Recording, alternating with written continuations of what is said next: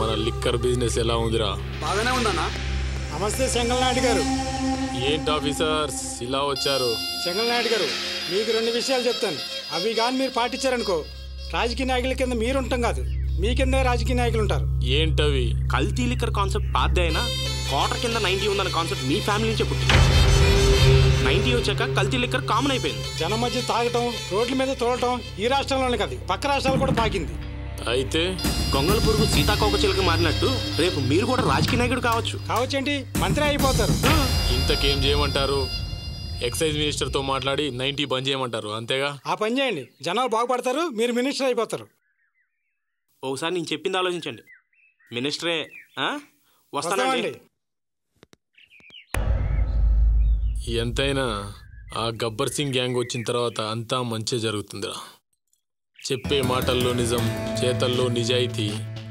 రాజకీయ నాయకుల్లా భలే మాట్లాడుతున్నారా.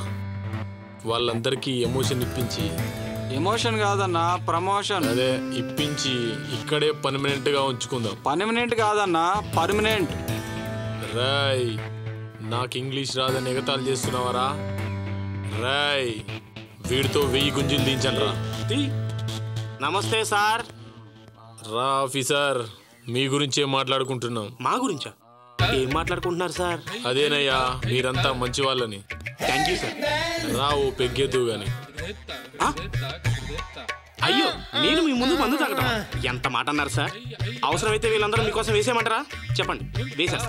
అంతేగాని మీ ముందు మందు తాగమని మాత్రం చెప్పమాకండి సార్, చెప్పమాకండి ప్లీజ్.